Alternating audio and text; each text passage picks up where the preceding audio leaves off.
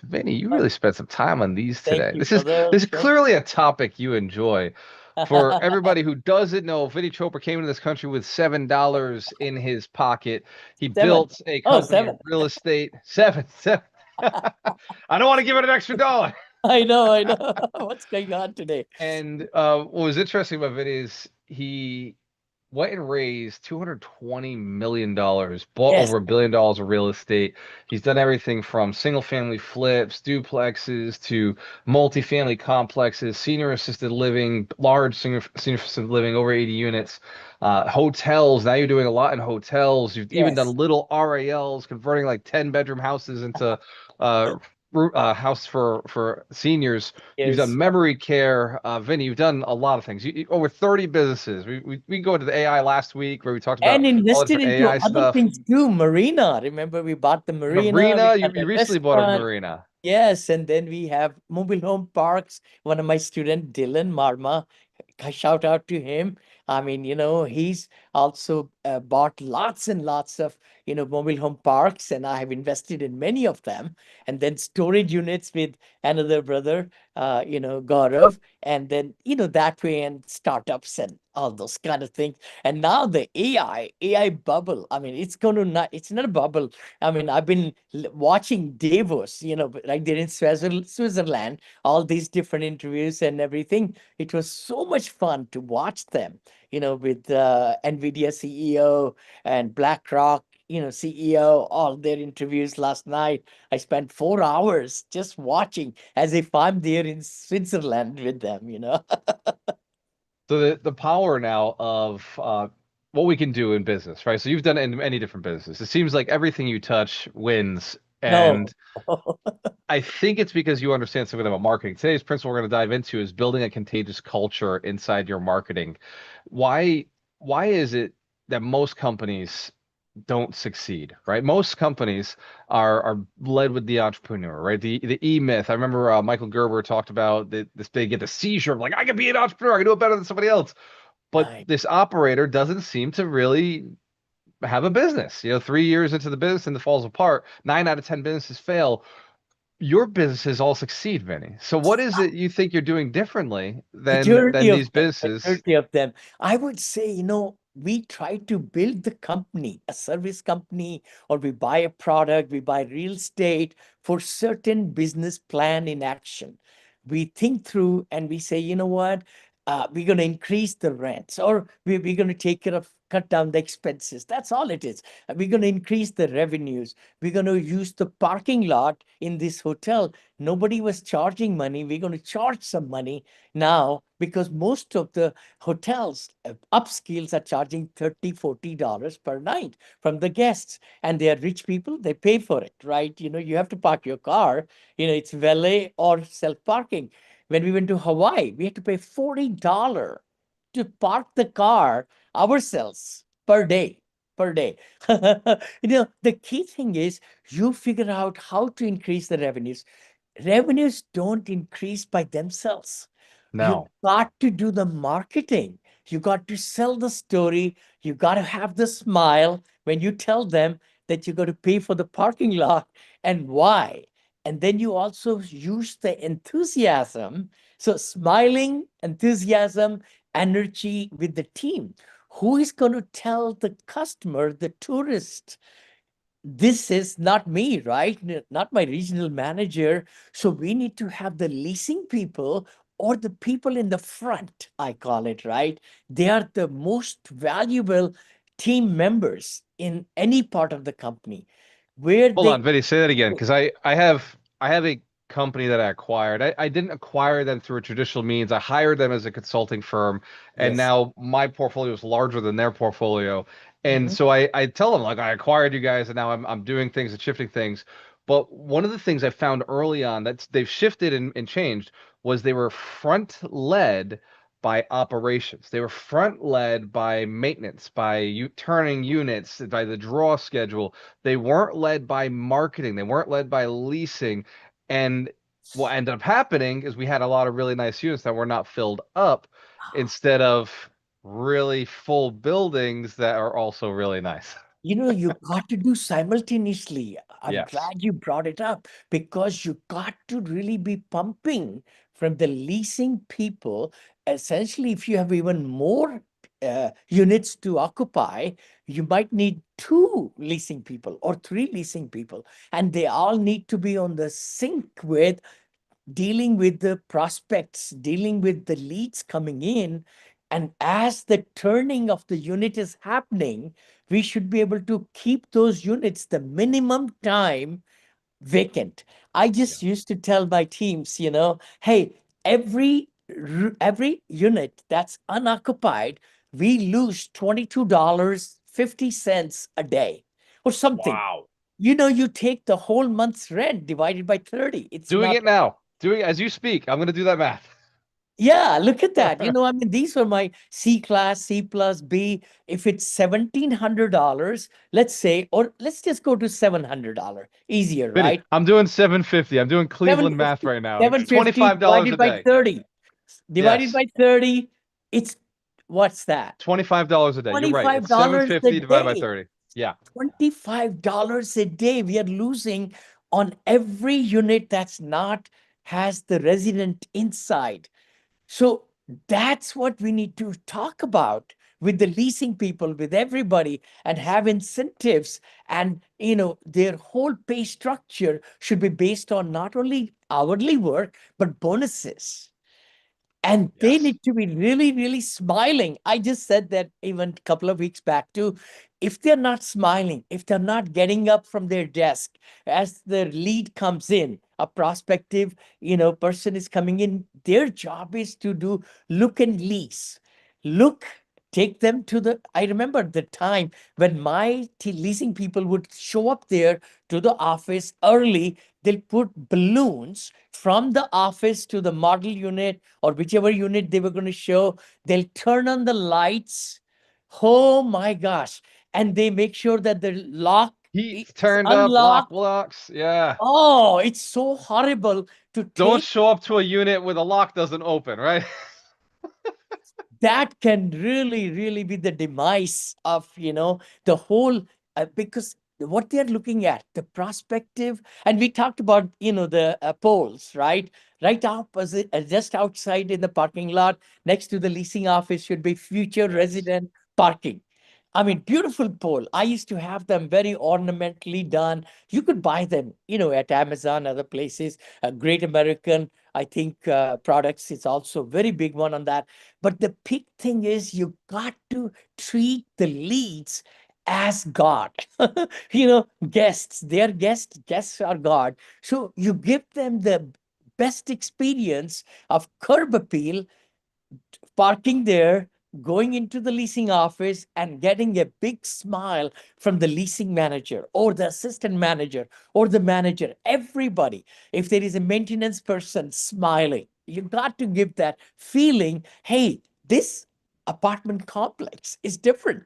I went to another one. That was not the energy I wanted. But this positive energy is very, very contagious. This is powerful, Vinny. So we're talking about a contagious environment in your marketing because it can't be you, right? The best salesperson in any company is usually the CEO. It's usually the top. Let's Oh, say you get to 200, 400, 500. You had 7,000. What is it? How yes. many units at your peak were I you think at operating? the peak we were right about 7,600. Then we went to 8,000, but then we, sold it quickly like that. But You right around touched there. 8,000. You just Yeah. touched it, and he said, "Okay, we're selling back." But you were over 7,000 units. That couldn't be Vinny Chopra standing at No, the desk saying, "Come on, let's go take a look. Let me unlock the door. This is no, the no, heat's been no, turned no, no. on." So how do you create that culture? How do you I get your used to. leasing team so excited? Whenever I traveled, I used to travel 3 or 4 times a year only, by the way, because most of our business was done through Zoom meetings, through Skype, through go-to meetings at that time. 20 years I've been in it, right? But everybody had to be fully dressed up, Every webcam has to be open. I used to buy the best computers, brand new computers for all my new, acquisitions, because I don't want anybody to not be presentable. And we know, as we are six people in the Zoom, then we'll have shorter meetings, half an hour, 45 minutes with the KPIs, and then we'll talk about training. I included the training in these sessions, and then some of the good leasing people would script and recite right on the Zoom meeting, and will record it. And then those were the, teachings that other leasing people really led. When I would travel, I'll take camera with me all the time, I remember, and do some role playing. Role playing is huge, because if they don't know, then you need to teach them, and that's the key to success. How Is the, often were you meeting with your leasing team? leasing team, oh my gosh, every week, every week. Every week. Oh my Every week. gosh. No, no, no. With the KPI meeting of 1 hour, we had allocated time to look at the rents, I mean, how many leases we did. We had a whole Excel worksheet back then. Then we got into, a rent manager. We got into Appfolio. We get into Yardi. I mean, all these different things, right? But the big thing was, we need to look at each aspect: marketing, leasing, number one, orders, how many work orders came in, how many got handled, what's the 30-day notices, 60-day notices, and 90-day notices, what's Yep. the delinquency, all those factors, 5 or 6 factors. We would talk about it every week. So And one of then, the questions I have for you, Vinny, because this is unique, right? It's like scaling yourself. So you have this meeting.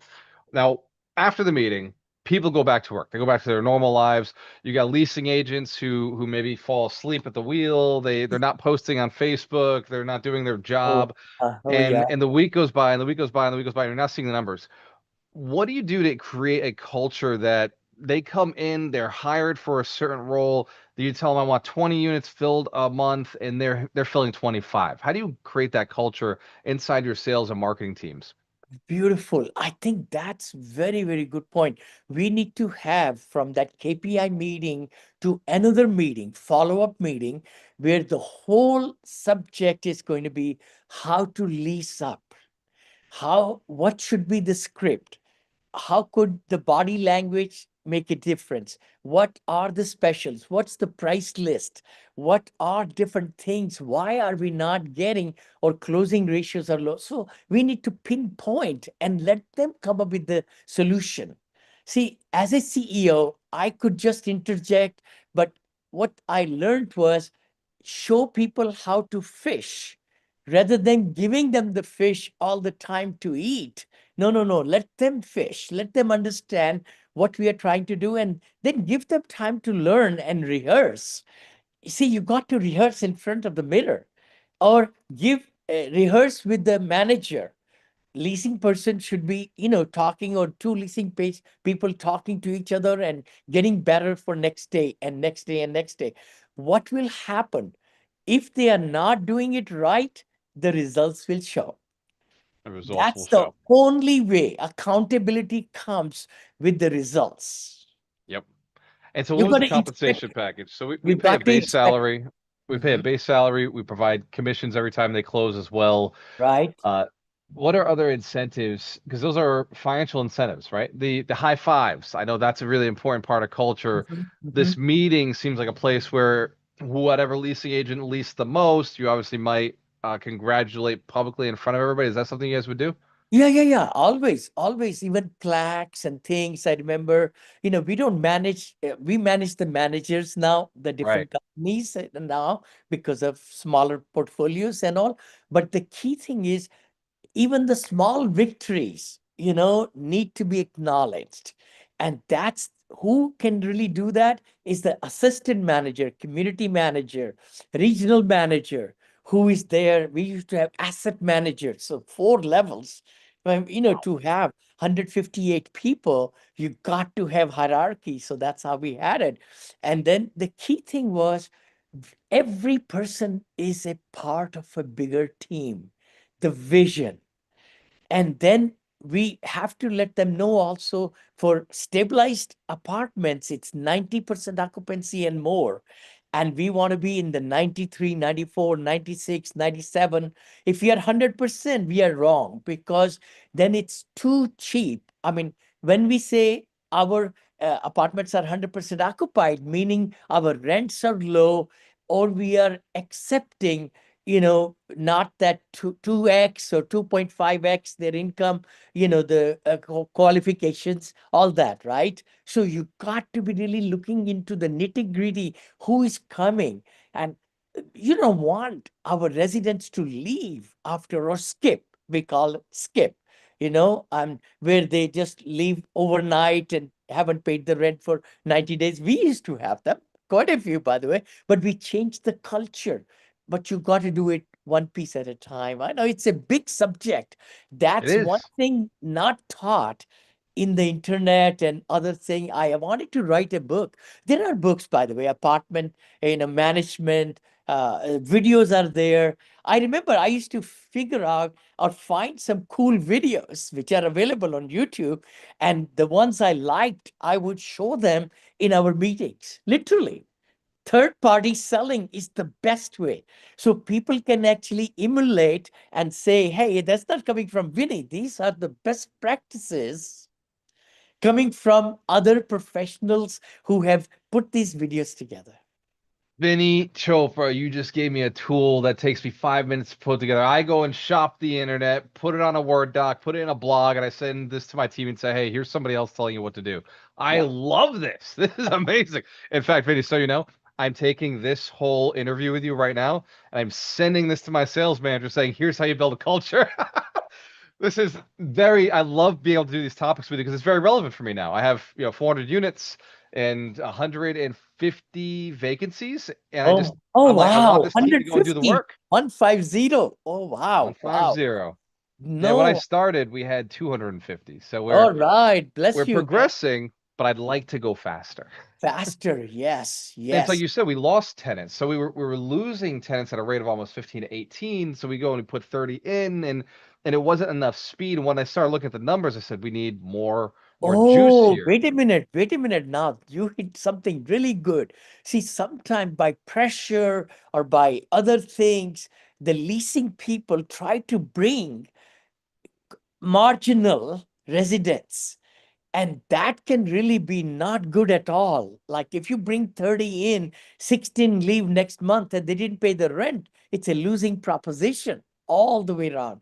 So we want to really make sure that we set standards who we let in, even though it's slower, but then you got to watch the trends. Trend is your, game, because you Trend is do your not. friend. Yep. Yeah, you do not want, and every week should be looked at. How many came in, how many went out, why they left, what happened. We used to have full explanation on every resident who left us. Or, they had to give us notices like 30 days, 60 day, 90 day. The manager told us, and the leasing person will tell us, this is what is happening. They're buying a home or they're moving back with their family. Some or their job, they lost their job, whatever, whatever. Those So are the good reasons. That's what you want to hear. yes, yes, yes. The other It, ones are like, we can fix that. We should go fix that. totally, totally, totally. I mean, the big thing is, you got to keep this culture, and the culture will come from the right community manager. I always used to say community manager or region. No, no, regional will be higher, asset will be higher than that. But community manager used to be, or community director, manager, director, same thing. But she or he was the top person in that apartment complex.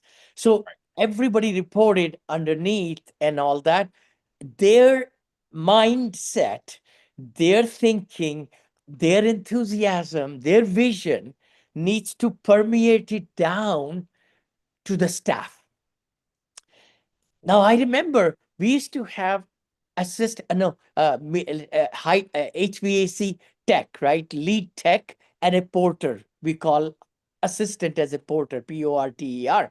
Now they would start from one side in the morning before the office opens to clean up any rubbish and paper and all that from one side of the property, and the porter went from the other side, and they met right in the middle to make sure that the property looked clean every morning.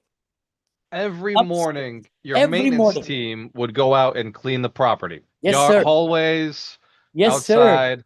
The first You've hour of the got day to. is clean presentation so that leasing has something to work with. Something to work with, and the curb appeal, and the signs should be straight. I mean, sometimes I traveled, and things are up. I'm an engineer, mechanical engineer, so I always like things vertical or horizontal, like that. But the biggest thing is you're inviting future residents, so the property needs to be presentable. That's the thing. That's the big part. And then having the marketing team have a powwow, get together in the morning, and, think about aligning, just like Miracle Morning. We do it for ourselves in the morning, chanting and this and that. I'm not saying that, but the key thing is to have a meeting with the leasing and the community manager and the HVAC people in the morning. There needs to be one. How so that everybody is able to really get excited about the day. It's a new day. We did okay last yesterday, or yesterday was bad, or whatever it was, but today is a brand new day, and we got to set expectations and feel good about making things happen today. This is powerful, Vinny. My leasing manager is going to thank you so much when I send this off to him. His name's Victor. He was at the summit. He got to meet you. And I know when he sees this, he's going to say, yeah, if maintenance went and cleaned around the building and the hallways before I showed up for showing a tenant, it would just eliminate so many problems. Because I keep hearing in those reports of why the tenant didn't like the apartment was before they even got there, they were complaining about trash outside, trash in the hallway. So Vinny, it's embarrassing for me to say that that's a real thing No, happening in no, my those are portfolio right now. reality. But These are realities, brother. I mean, I've been there. I've seen all these, the cobwebs and the lights not working in the hallways, all that. It wouldn't be overnight. But what we need to look at is, when the path of a future resident, where will they come drive in? Where are they going to park? And where they going to go to see their apartment? So we need to be sure that we clean all that passage to the, so that the resident is able to, because, if other site we have doing renovations and construction, all that, of course, they see that, we are doing it, good job. And now they're going to rent and lease this particular unit. So actually, I remember my asset manager, Patty, God, bless her soul, she taught me so much. And she was Dave Lindahl's, right hand person. And she's Ginny Orlaski's, sister. And she worked for me. She passed away, but she was one of the best proponent in, Houston. And she managed my assets, and she built my manual and everything. Oh my gosh, that's old memories coming back. The key thing was, she says, Vinny, each unit of the apartment is a unique experience for that resident. Actually, you could charge, every unit can really charge different rent, every unit. And now with AI and everything, it's happening also. If the view is there, if it's downstairs, if it's all that, if the swimming pool is there, I mean, there are, the sun is shining coming this way, all those things, so you can make each unit very unique. Appfolio has it. It's called I can't think of the name of it, but it's like the select sync leasing or something where it Oh, literally okay, it okay. it slides the price based on what the Yes. market's telling it about the unit. Yeah, it's a We very, use very that, by the interesting. way. We use that all the time in our apartments, whatever we have left now, because AI is the best way. It's the supply and demand. And then, of course, we are able to, it's all, automated. Same thing which hotels have been using it all the time, five different pricing depending on the time of the night and day and so forth, and how much earlier and all that stuff.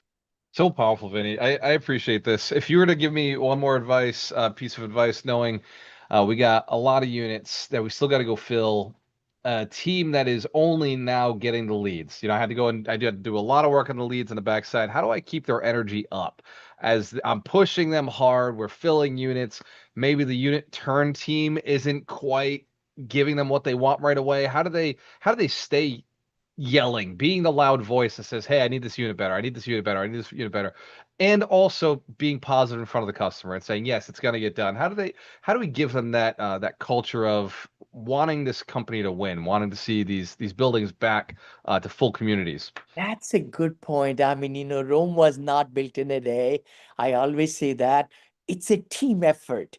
It's a team effort for the renovation team, who's taking care of it and they inspected it, maybe something they missed or whatever. But the key thing is both of them need to work hand in hand, and one cannot yell on the other side because they're doing their best. I mean, and then the maintenance supervisor or somebody should really look at the roadblocks, why it's not getting renovated. Maybe it's impossible. They're doing the best they can if the interior renovations, and as they come due, they could even have list of which units are easy turns, which are harder, and which are farther down. So that Mm. way, those units can be segregated, and then the leasing people should be able to then lease the ones that are coming online first. So there could be a hierarchy. Both the teams need to work together so that ultimate goal is the same. I mean, it's the apartment complex. We want to get to 95% occupancy. But how do we do about it is by teamwork and then celebrate. I mean, pizzas or donuts or anything, right? They don't cost much, but celebrate, I think, once in a while, maybe every other day, maybe and on Friday, something to do special, for the teams, both the teams, and then make sure that they understand, hey, we are trying to do everything possible. Hopefully, bottlenecks are taken out. The second thing is on the leasing side, they're working very hard and working with their full potential and learning the tricks, because not everybody, every leasing agent is the same. The key thing is memorizing and having a standard SOP, standard operating procedure. What should be the protocol of a resident walking in? And everybody needs to really apply that.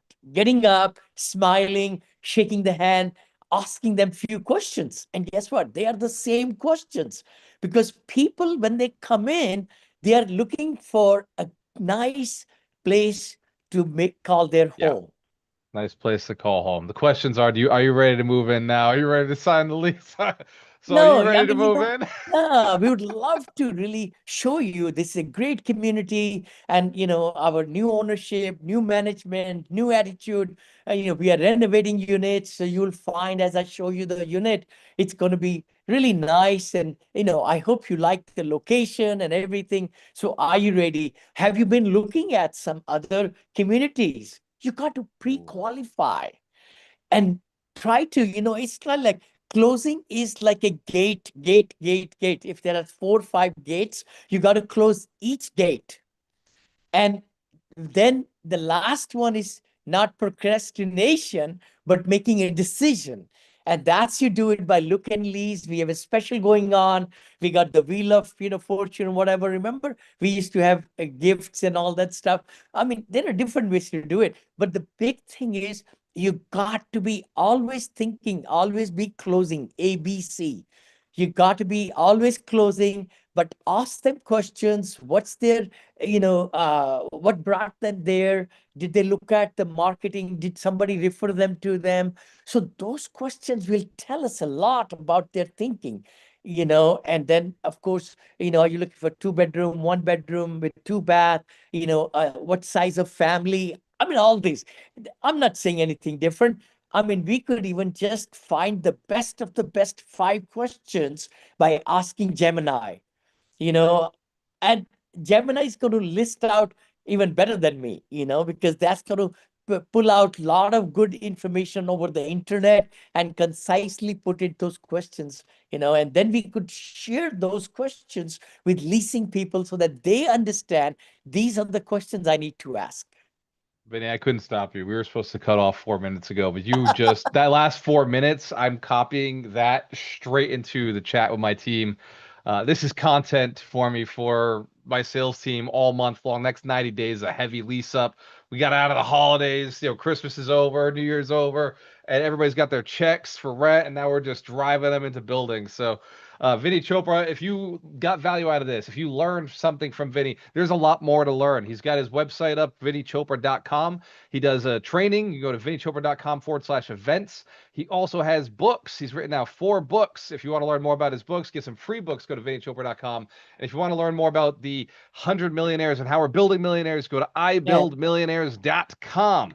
We've built over yeah, 40 millionaires over the last 6 years, and we're looking to build another 100. And who build 100, who build 100, who build 100. We do this every Thursday. It's Abundance Thursdays. We start at 12 p.m. EST, 9 a.m. PST. Cheers to your yes. success. When you have a choice, always work with the best. We'll see you next week. See you next week. Thank you so much. Love you, brother. God, See you on the next brother. one. Thank you. See you.